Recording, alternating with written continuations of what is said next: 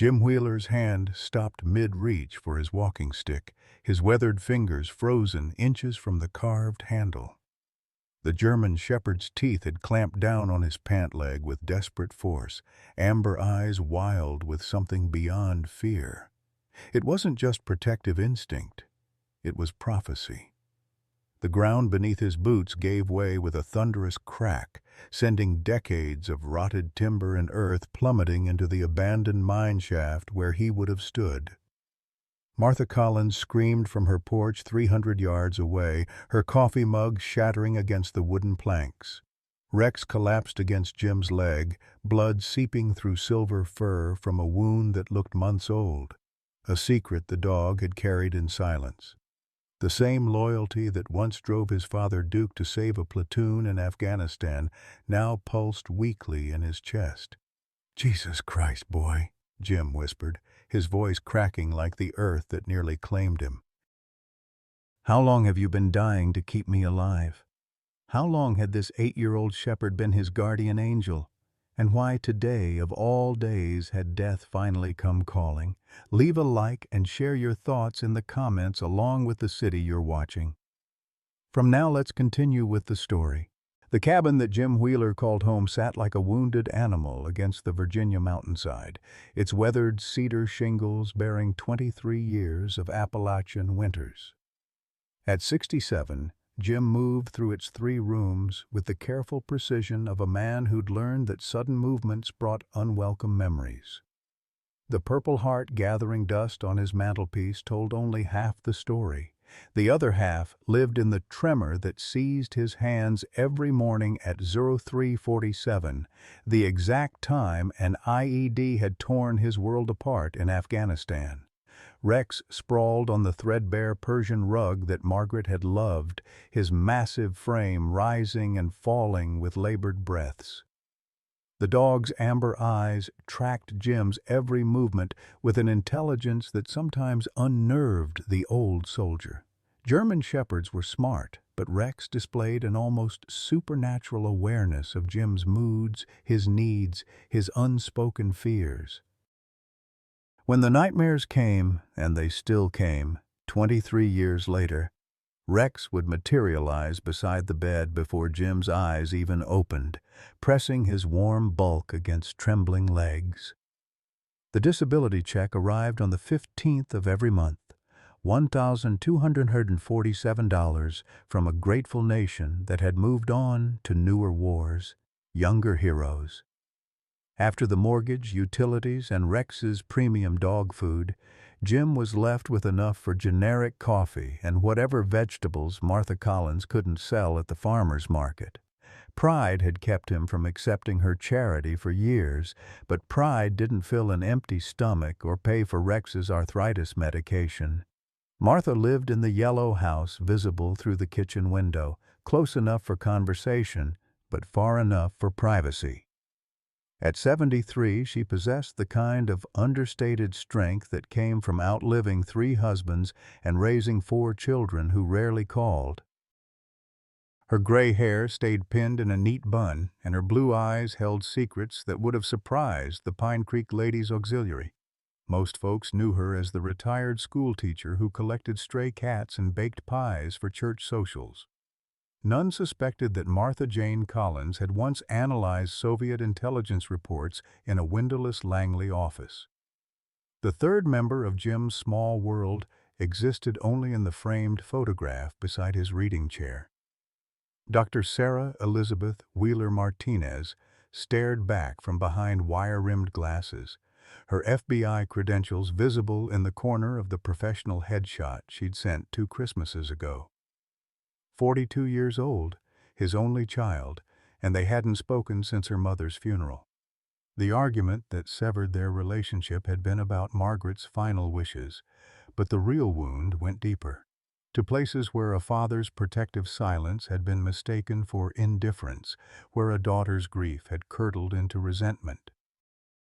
Rex lifted his great head, ears swiveling towards sounds only he could detect.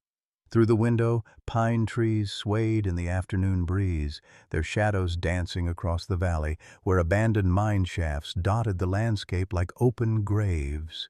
Some said the mines still held treasures, silver veins that played out before the Great Depression.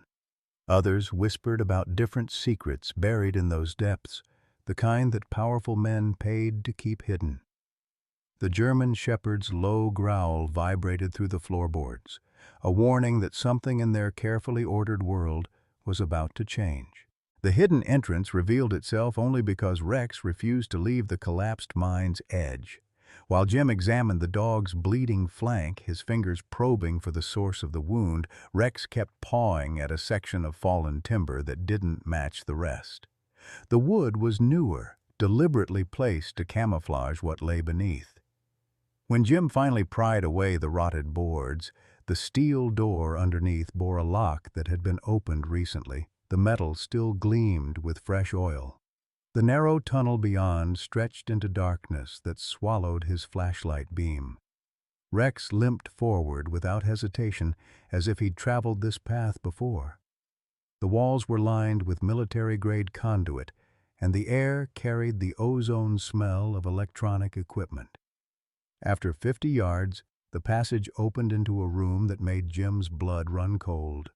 Banks of communications gear hummed against one wall, satellite uplinks, encrypted radios, equipment worth more than his cabin. None of it was military surplus. This was current, expensive, and very much operational. The filing cabinets held documents that shouldn't have existed. Project Clearwater stenciled across manila folders, thick with photographs, personnel records, and financial statements. Jim's own military file lay open on the metal desk, but the version inside bore classifications he'd never seen.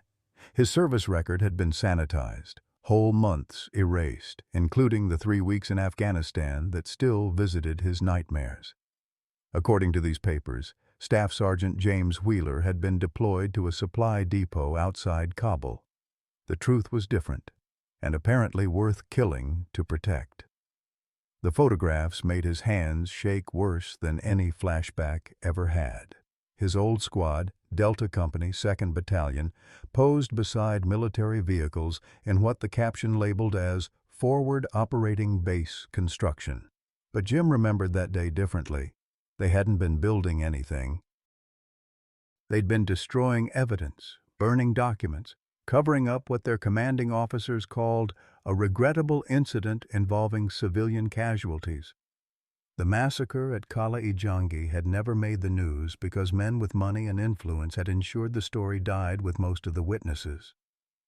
Rex whimpered from his position by the door, ears pricked toward sounds Jim couldn't detect. The dog's amber eyes held an urgency that transcended training. This was inherited memory, bloodline knowledge passed from father to son. Duke's final mission hadn't ended with his death in Afghanistan. It had continued through his offspring, a genetic imperative to protect the man his father had died saving. The financial records painted a picture of systematic hush money. Monthly payments of $500 to 17 different recipients, all former members of Delta Company, all supposedly killed in action according to official records. The payments came from Pine Creek LLC, a subsidiary of something called Blackwater Solutions, which traced back through a maze of shell companies to Meridian Defense Contractors. Jim recognized that name. They'd received the reconstruction contracts for the region where the massacre had occurred. His satellite phone, an upgrade he'd never requested or paid for, buzzed with an incoming call. No caller ID, just a blocked number that filled him with inexplicable dread. The voice on the other end was electronically altered, robotic, but the threat was crystal clear. "Mr. Wheeler, you found something that doesn't belong to you. Stop digging or the dog dies first." Rex collapsed as if the words themselves had physical weight. Blood flowed freely now from the wound in his flank, and Jim could see something metallic glinting beneath the matted fur. Not a bullet, too irregular, too deliberate. Someone had embedded a tracking device in his dog, but the surgery had been botched, leaving Rex to bleed internally for months while still protecting his master. The phone rang again before Jim could process this revelation. This time, the caller ID showed a number he recognized but hadn't seen in 2 years. Sarah. His daughter's voice was professional, controlled. Everything that personal conversations between them had never been. "Dad, I'm flying down tomorrow. We need to talk." The line went dead before he could respond, leaving him staring at a device that suddenly felt like a live grenade. Rex struggled to his feet, swaying but determined. The German shepherd's loyalty wouldn't let him show weakness, even as his life bled away in a hidden bunker that shouldn't exist. Outside, the shadows were lengthening, and somewhere in the distance, Martha Collins was calling his name with increasing urgency. But Jim couldn't move. He was holding evidence of war crimes in one hand and his dying dog's leash in the other, while the ghosts of Afghanistan whispered that some secrets were buried in blood for good reason. The documents in his hands proved that 17 good soldiers hadn't died heroes. They'd been murdered to protect the bottom line of defense contractors who valued profit over human life. And now, 23 years later, someone had decided that the truth was still worth killing for.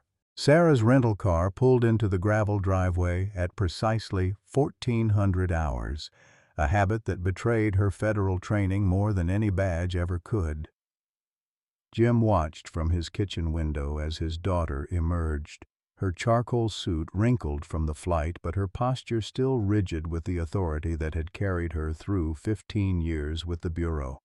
She moved like someone perpetually ready for an ambush, eyes scanning the property with professional thoroughness.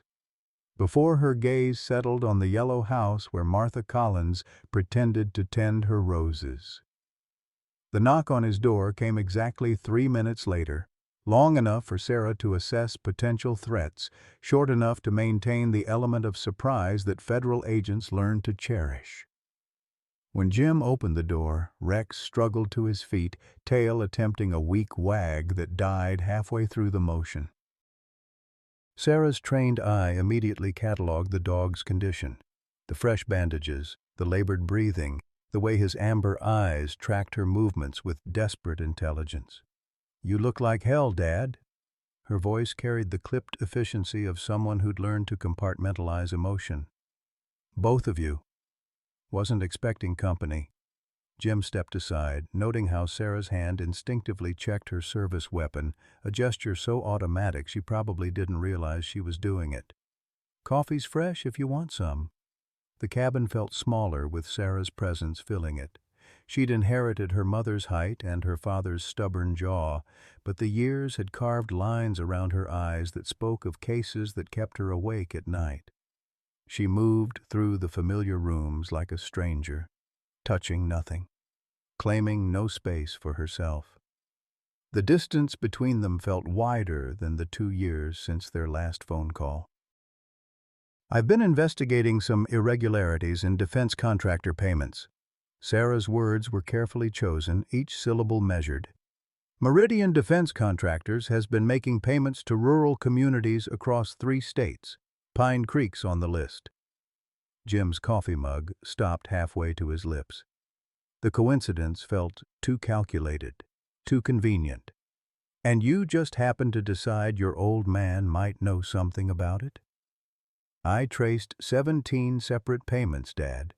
$500 a month for the past decade, deposited directly to cover property taxes for this address."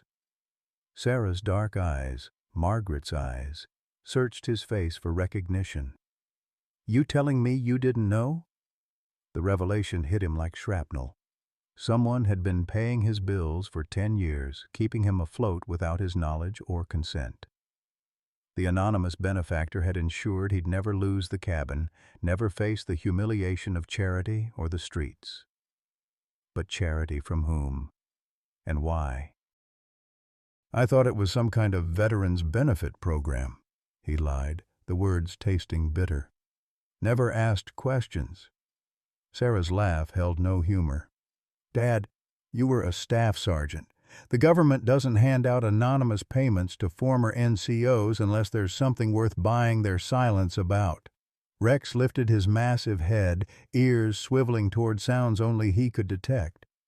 Through the kitchen window, Martha Collins had stopped her gardening pretense and was walking toward the cabin with determined strides. Her usual house dress had been replaced by dark slacks and a jacket that couldn't quite conceal the bulge of a shoulder holster. The transformation from neighborhood grandmother to something far more dangerous happened in the space between footsteps. "We need to talk," Martha announced as she entered without knocking. Her voice had shed its gentle drawl, replaced by the crisp authority of someone accustomed to giving orders that meant life or death. "All of us. Right now." Sarah's hand moved toward her weapon, but Martha's eyes held a warning that made her freeze. "Agent Wheeler-Martinez, your investigation has attracted attention from people who solve problems by making them disappear. Your father's in danger because of what you've been digging up." The room suddenly felt like a trap closing around them. Jim realized that nothing about their situation was coincidental. Sarah's investigation, his discovery of the hidden bunker, Rex's deteriorating condition, all of it was connected by threads he was only beginning to see. "The 17 names on your list aren't defense contractor recipients," Martha continued, settling into Margaret's old chair with the familiarity of someone who'd been a frequent visitor during the months Jim couldn't remember clearly. "They're survivors of an incident in Afghanistan that officially never happened. Their deaths were faked to protect a cover-up that goes all the way to Pentagon procurement." Sarah's professional composure cracked slightly. "You're saying my father's former squad mates are alive?" "Some of them." Martha's blue eyes held depths that belonged to intelligence analysts, not retired school teachers. "The ones who wouldn't stay quiet had accidents, car crashes, hunting mishaps, heart attacks. Natural causes that fooled everyone except the people responsible for cleaning up loose ends." Rex's breathing had grown more labored, each exhale accompanied by a soft whine that spoke of pain beyond physical injury. The German shepherd's amber eyes moved between the three humans as if he understood every word, as if he'd been waiting years for this conversation to finally happen. Jim sank into his reading chair, the weight of revelation pressing down on him like the Afghan heat he'd never forgotten. "How long have you known?" "Since the day you moved to Pine Creek."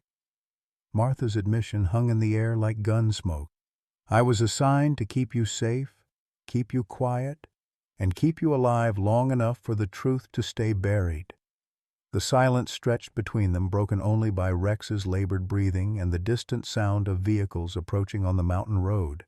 Vehicles that hadn't been there moments before. The abandoned mine shaft became their fortress by necessity rather than choice. Marcus Thompson had materialized from the Virginia wilderness like a ghost given flesh, his weathered face bearing scars that told stories of 20 years spent living off the grid. At 65, the former platoon sergeant moved with the fluid grace of a man who'd never stopped being a soldier, every gesture economical and purposeful. His gray hair was cropped military short, and his pale blue eyes held the hypervigilance of someone who'd spent decades watching his back. "They'll come tonight," Marcus announced, settling his rifle against the tunnel wall with practiced ease. "Corporate contractors don't wait for daylight when they're cleaning up loose ends." Jim studied his old sergeant's face, searching for the boy from Minnesota who'd shared cigarettes and complained about army coffee in the Afghan heat. That young soldier had died in the IED explosion that officially killed half their squad. The man who'd taken his place was harder, more dangerous, carved from necessity and betrayal. Sarah had transformed their defensive position into a command center, her FBI training asserting itself despite the circumstances. Her laptop displayed satellite imagery of Pine Creek, marking approach routes and defensive positions with military precision. "How many are we expecting?" "Meridian usually sends teams of 6, Martha replied, checking the magazine on her sidearm with professional competence. Private military contractors, former special forces mostly. They'll try to make it look like a gas leak explosion or maybe a meth lab accident, something that explains why there's nothing left to investigate. Rex lay near the tunnel entrance, his breathing shallow but his amber eyes alert. The German shepherd's deteriorating condition served as a cruel countdown timer. They had perhaps hours before blood loss or organ failure claimed him. Yet the dog refused to retreat deeper into the tunnel, positioning himself where he could intercept any threat to his human family.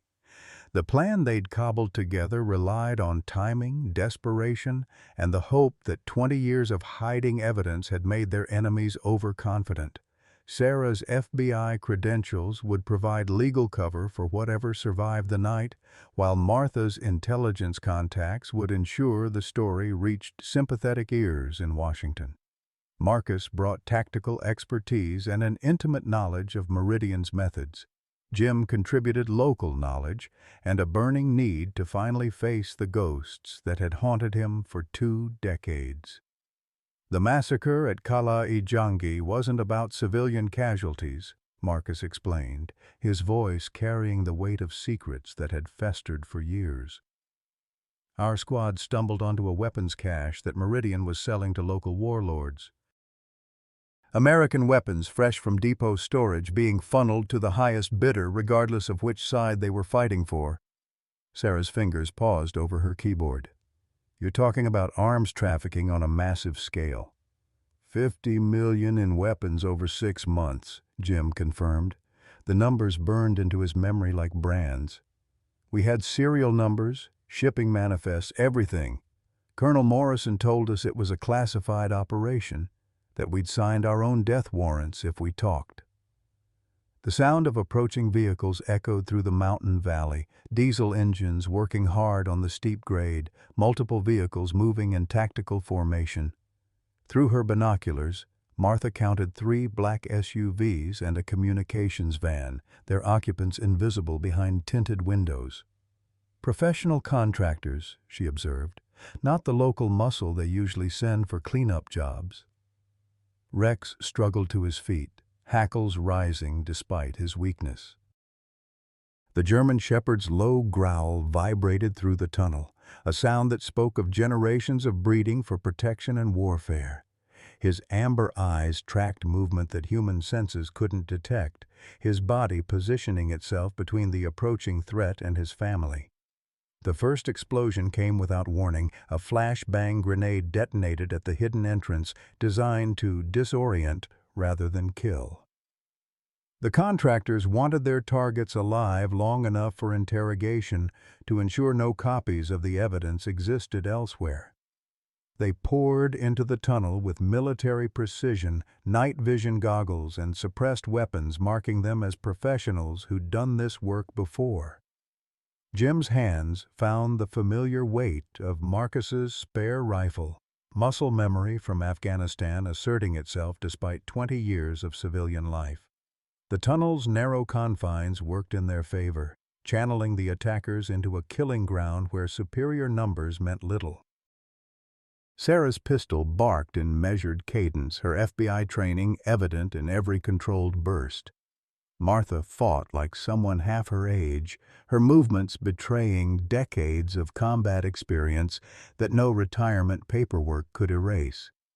The contractors had expected to face frightened civilians hiding evidence. Instead, they encountered hardened professionals who'd been preparing for this confrontation for years. Rex's final charge came as the tunnel filled with smoke and gunfire. Despite his injuries, despite the blood loss that should have killed him hours ago, the German shepherd launched himself at the lead contractor with the fury of his warrior bloodline. His teeth found the man's throat before suppressed rounds cut him down, his sacrifice buying precious seconds for Sarah to reach cover. The battle lasted 17 minutes, long enough for the truth to upload to secure servers across 3 continents, short enough that Pine Creek's volunteer fire department was still suiting up when the shooting stopped. 4 contractors lay dead in the tunnel, their expensive equipment scattered among shell casings and blood.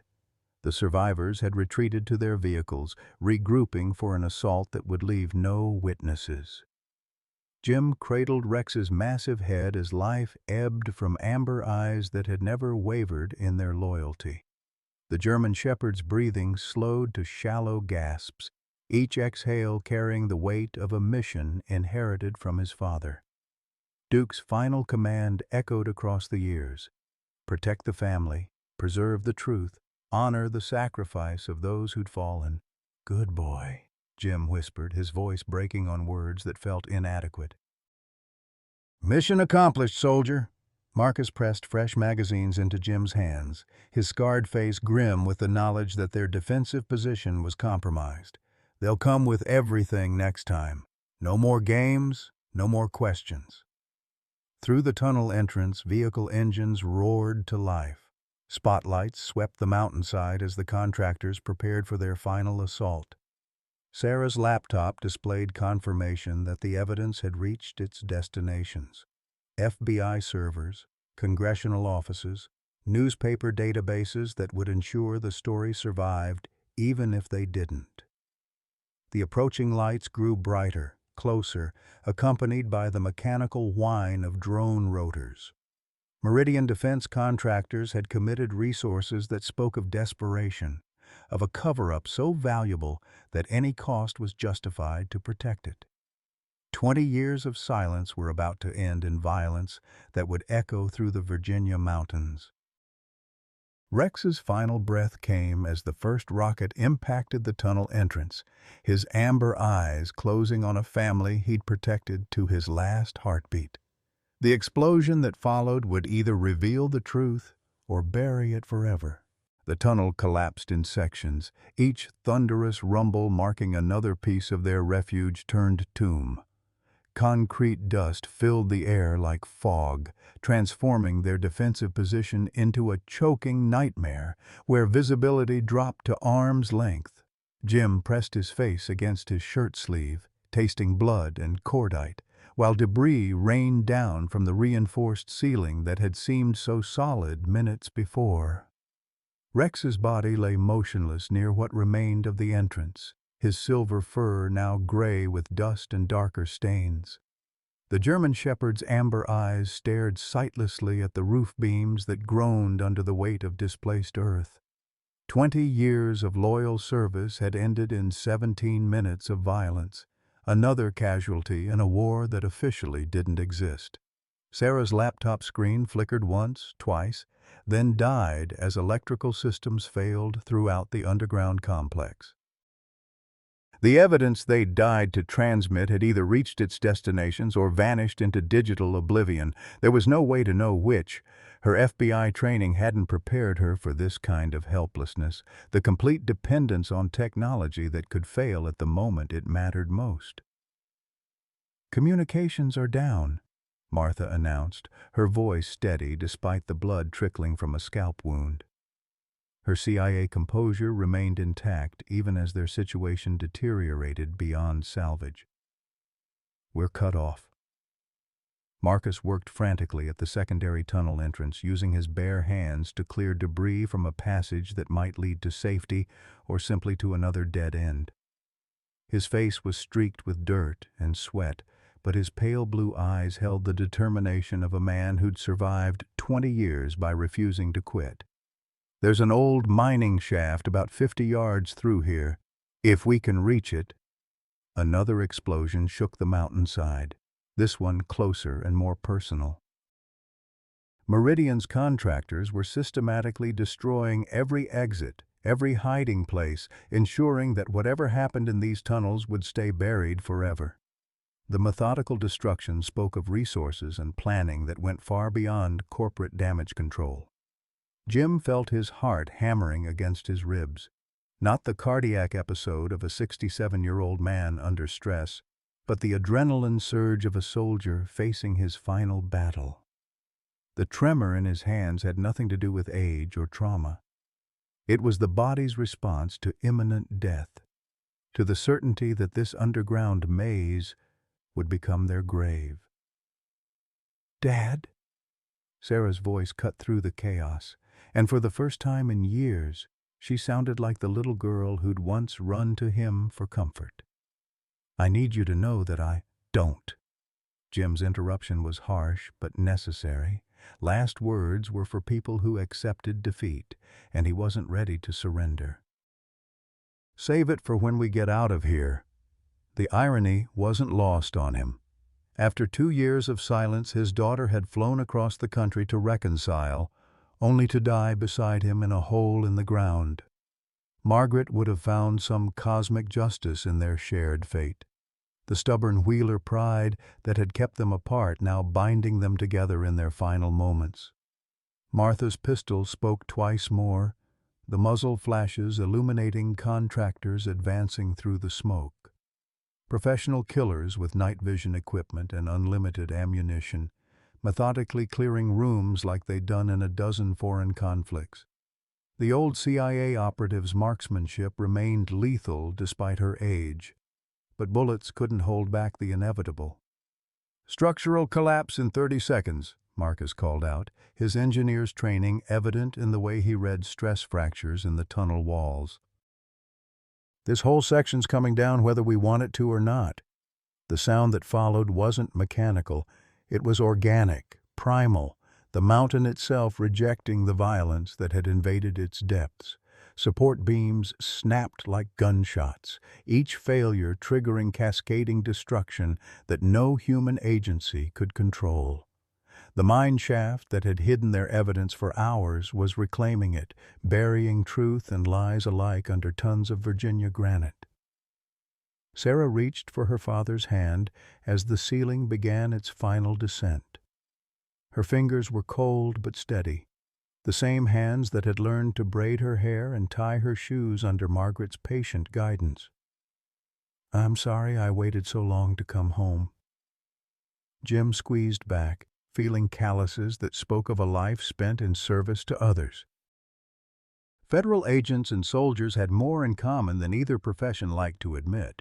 Both were asked to sacrifice family for duty, to place abstract concepts of justice and country above the people they loved most.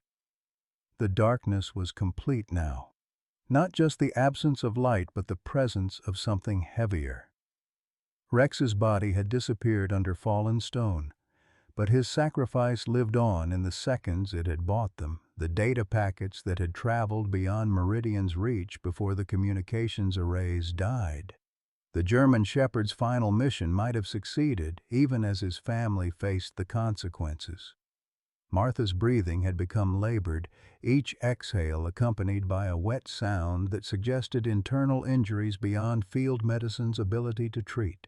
The retired intelligence analyst, who'd spent 3 decades protecting secrets, had chosen to reveal them at the cost of her own life. "Tell my cats I'm sorry," she whispered, the request carrying unexpected weight in the suffocating darkness. Marcus had stopped digging. The practical soldier who'd survived 2 decades in hiding recognized when tactical retreat was no longer possible. His voice carried across the collapsed tunnel with military precision. "It's been an honor serving with you again." The final collapse came not as an explosion, but as a settling, the mountain reclaiming space that had been borrowed from its depths. 20 feet of solid rock pressed down on the tunnel system, sealing it as effectively as any tomb ever built. The silence that followed was absolute. No gunfire, no shouting, no mechanical sounds of diesel engines or rotor blades. Jim's last conscious thought was of Rex's amber eyes, the loyalty that had transcended death and species to protect a family the dog had adopted as his own. Somewhere above them, Pine Creek's residents would wake to news reports about a gas explosion that had claimed 4 lives. The truth would be buried with their bodies. Another casualty in a war between corporate profits and human conscience. The evidence they'd died to preserve had either survived the digital transmission or perished with them. There was no way to know which outcome had prevailed. No guarantee that their sacrifice had meaning beyond the love that had brought them together in their final moments. Sarah's hand still gripped her father's as consciousness faded, the connection they'd struggled to maintain in life finally restored in the darkness of their shared grave. Above ground, Meridian's contractors surveyed the destruction with professional satisfaction. The mine collapse looked natural, inevitable, the kind of geological event that claimed abandoned infrastructure throughout Appalachia. By morning, their equipment would be packed away and their personnel reassigned to other conflicts in distant countries where truth was equally expendable. The mountain kept its secrets, as mountains always had. The explosion that should have killed them never came.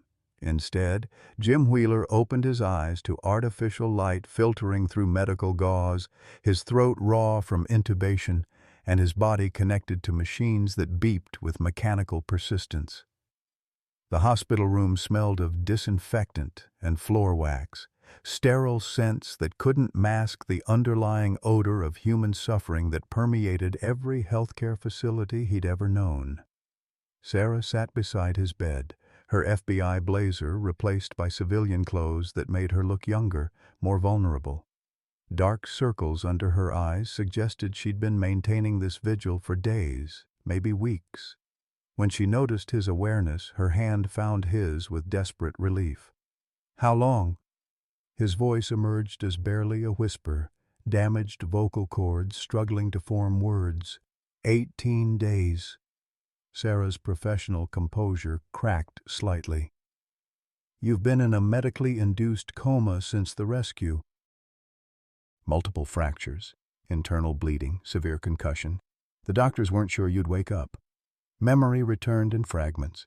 Rex's final charge, the tunnel collapse. Martha's labored breathing in the darkness.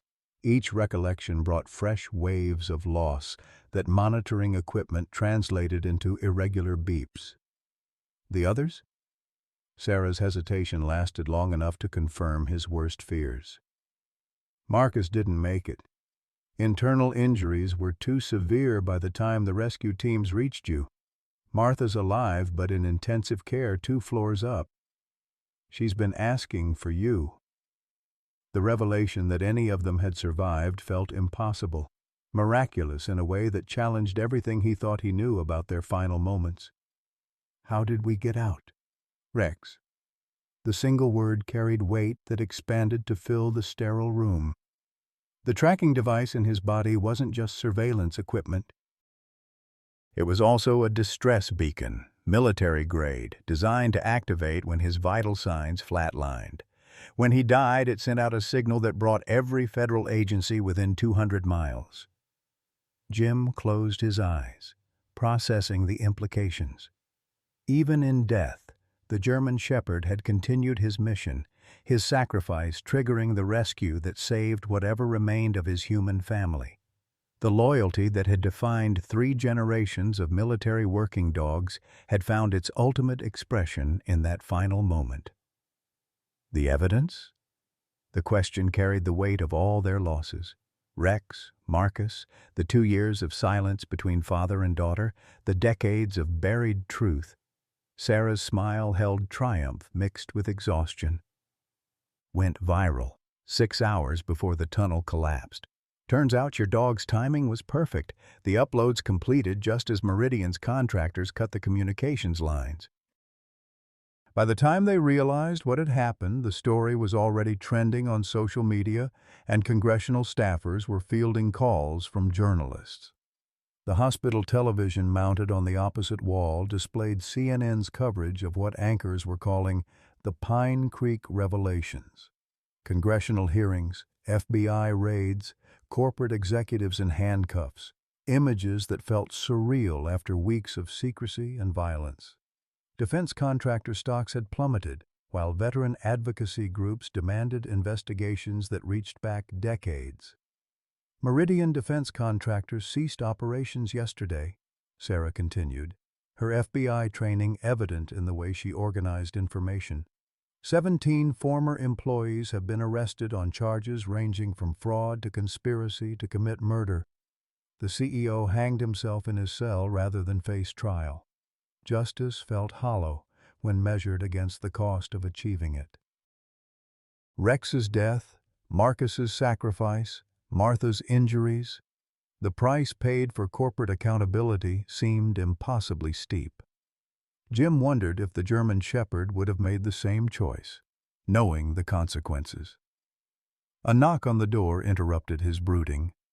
The man who entered wore the uniform of an army colonel, his chest heavy with ribbons that spoke of combat tours and commendations earned in wars both acknowledged and forgotten. Colonel Patricia Hayes introduced herself with the brisk efficiency of someone accustomed to delivering difficult news to grieving families. "Sergeant Wheeler, I'm here to discuss some irregularities in your military records that have come to light during the investigation." Her tone carried official weight, but her eyes held something warmer, recognition, perhaps, or professional respect. "It seems your service in Afghanistan was more extensive than your DD-214 indicates." The file she produced was thick with documents Jim had never seen, classifications that had kept his true service record buried for over 2 decades. According to these papers, Staff Sergeant James Wheeler had been awarded the Silver Star for actions during Operation Desert Shield, a mission that officially didn't exist. His squad had prevented the massacre of 300 Afghan civilians, disrupting a weapons trafficking ring that reached into the highest levels of military command. "Your silence was purchased through threats against your family," Colonel Hayes explained. "The monthly payments weren't hush money. They were compensation for services rendered under classified circumstances. You were protecting national security by staying quiet, not covering up war crimes." The reversal felt dizzying, decades of guilt dissolving into something more complex. He'd spent 20 years believing himself a coward who'd abandoned his duty, only to learn that his silence had been another form of service. The nightmares that had driven Sarah away weren't symptoms of shame, but manifestations of trauma from actions that had saved lives. "There's more." Sarah's voice carried excitement that professional decorum couldn't quite contain. "The investigation uncovered 17 other survivors from your unit, all living under assumed identities, all believing they were the only ones who'd escaped the cover-up. Marcus wasn't just protecting you, he was the communications link between all of you, maintaining a network that kept everyone alive." The scope of the deception was staggering. An entire squad of decorated soldiers had spent 2 decades in hiding, each believing himself isolated and vulnerable, while corporate interests profited from weapon sales that their testimony could have exposed. The loneliness Jim had felt wasn't unique. It was shared by 16 other men who'd made the same impossible choice between family safety and public truth. What about Rex? The question mattered more than awards or vindication, more than congressional hearings or corporate prosecutions. Colonel Hayes opened a second folder, this one containing veterinary records that stretched back 3 generations. Rex wasn't just Duke's son, he was bred specifically for this mission. Military working dogs have been known to inherit behavioral traits from their parents, but this goes beyond genetics. Duke's handler in Afghanistan spent 2 years training him to recognize specific threats, specific individuals. Rex was responding to inherited memory, bloodline knowledge that identified you as someone worth protecting. The revelation transformed Rex's sacrifice from tragic coincidence into purposeful conclusion of a mission that had spanned decades. 3 generations of German Shepherds had served the same family, each passing protective instincts to the next, creating a continuum of loyalty that transcended individual lifespans. Martha appeared in the doorway, supported by a walker, but moving under her own power. The retired CIA analyst looked fragile in her hospital gown, but her blue eyes retained the sharp intelligence that had made her formidable in her covert career. "There's something else you need to know about Rex." She settled into the visitor's chair with careful movements that spoke of recent surgery. The tracking device wasn't just a beacon. It was also a recording system, military grade, designed to capture audio from his immediate vicinity. Everything that happened in that tunnel, every conversation, every confession, it's all on encrypted servers that Meridian could never access. Jim's understanding of their ordeal shifted once again. Rex hadn't just died protecting his family, he'd died gathering evidence, his body serving as an unwitting recording device that had captured corporate admissions of guilt. The German Shepherd's final mission had been intelligence gathering of the highest order. The recordings are already being used in federal prosecutions, Sarah added. Marcus's confession about the weapons trafficking, the contractor's discussions of previous eliminations, even conversations about other cover-ups we haven't investigated yet. Rex's death provided evidence that's going to expose corruption reaching back 40 years. The weight of revelation pressed down on Jim like the collapsed tunnel had weeks before. Rex's sacrifice hadn't just saved their lives, it had triggered a cascade of justice that would affect thousands of veterans, dozens of corporations, and decades of buried truth. The German Shepherd's loyalty had achieved something that congressional investigations and journalistic exposés had failed to accomplish. Colonel Hayes stood to leave, but her final words carried the weight of official recognition. Sergeant Wheeler, on behalf of the United States Army, I want to thank you for your service, all of it, including the 20 years you spent in silence. Your sacrifice, and Rex's sacrifice, have prevented this country from forgetting its obligations to the men and women who serve.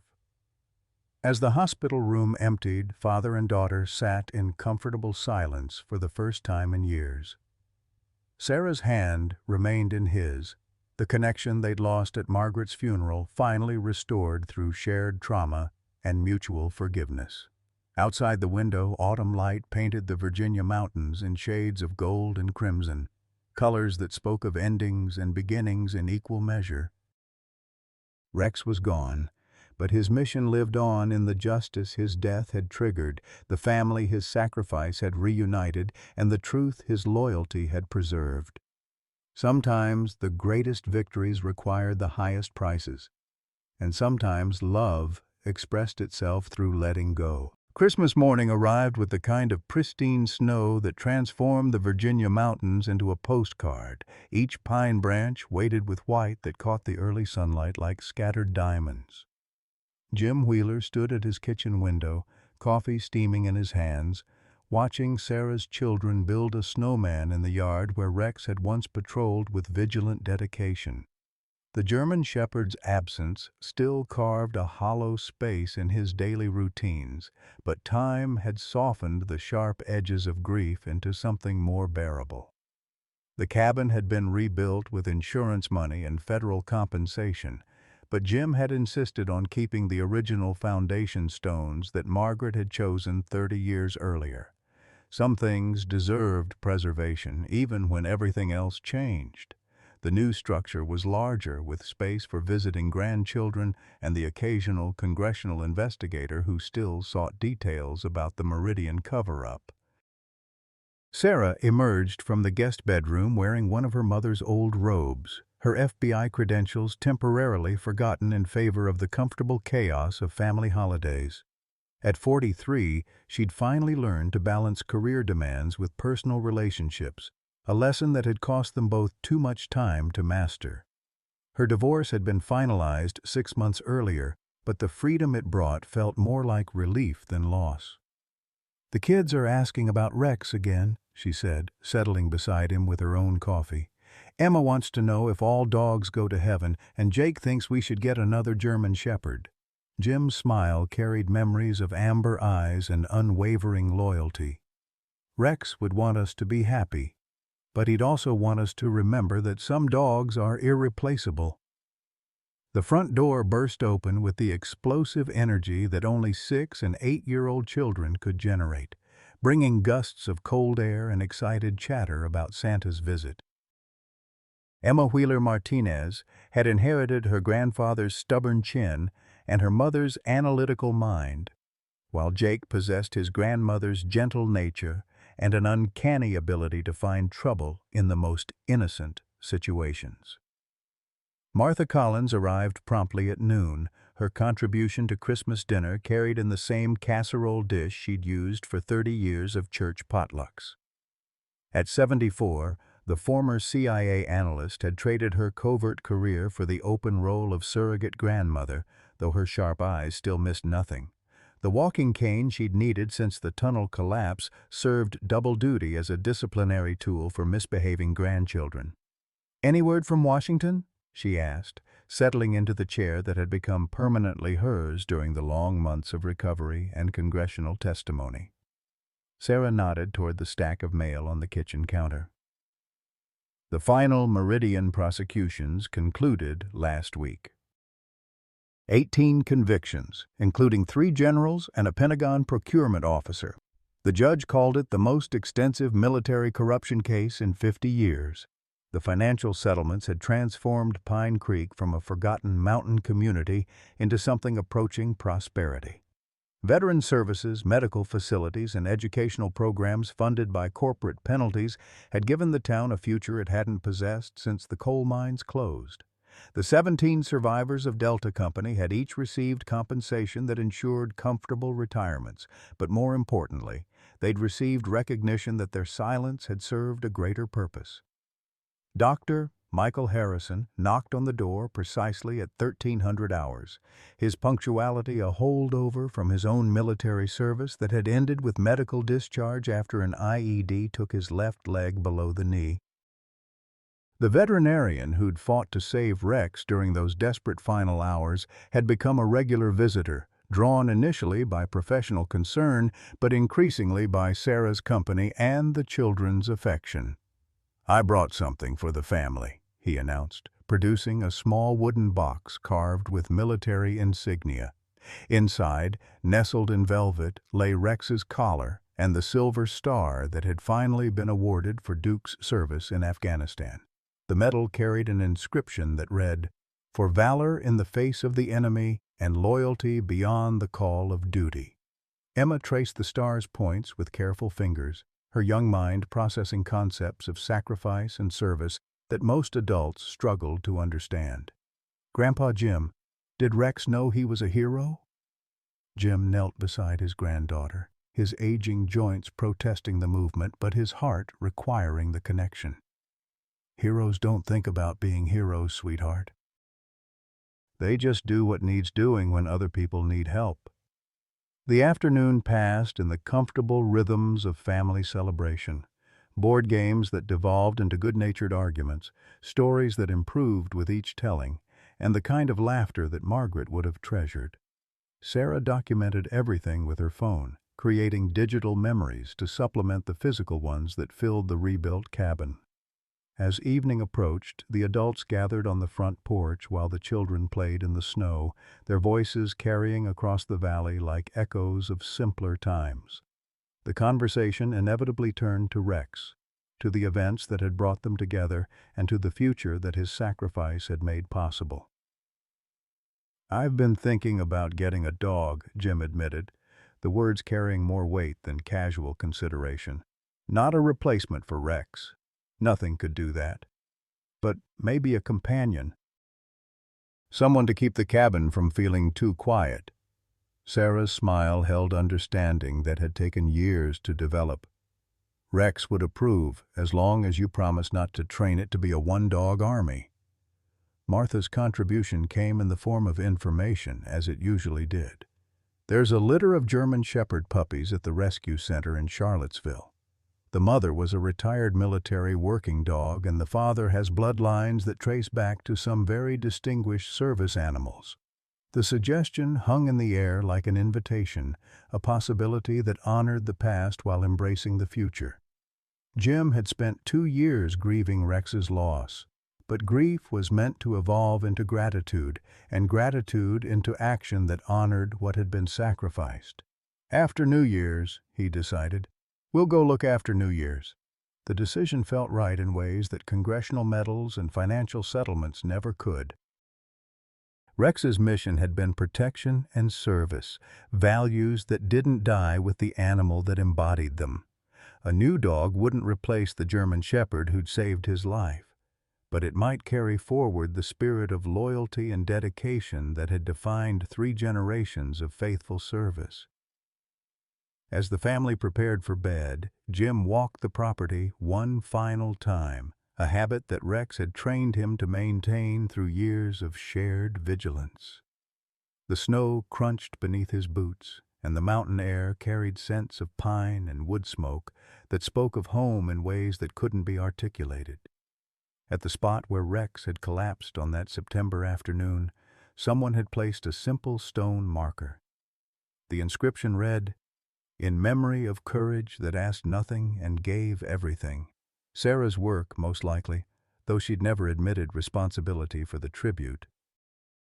Jim stood in the falling snow, remembering amber eyes and unwavering loyalty, feeling grateful for the years they'd shared and the family they'd preserved together. Tomorrow would bring new challenges, new opportunities to serve and protect and love. Tonight there was peace in the knowledge that some bonds transcend death, and that the best way to honor sacrifice is to live fully in the life it made possible. In the distance, a dog barked once, then fell silent, as if acknowledging the eternal watch that continued even after the watchers had gone. This story touches the deepest truth about the bonds that define our later years, the relationships that sustain us when everything else falls away. Jim Wheeler discovered what many of us learned too late, that love isn't measured in perfect conversations or unbroken years together, but in the courage to reach across silence and forgive. His relationship with Rex reminds us that loyalty comes in many forms, sometimes four-legged and unconditional, sometimes fragile and human, but always worth fighting for. At 67, Jim found his way back to his daughter, not despite their painful history, but because of it. The scars we carry from raising children, from military service, from marriages that ended too soon, these aren't failures to hide from, but foundations to build upon. Rex's sacrifice opened the door, but it was Jim's willingness to walk through it that reunited his family. Every day offers us the choice between bitter isolation and vulnerable connection. The question isn't whether we've made mistakes with the people we love. We all have. The question is whether we'll let pride keep us from the Christmas mornings we still have left to share. What relationship in your life needs the kind of courage Jim showed? Have you ever experienced an animal's loyalty that changed your perspective on love?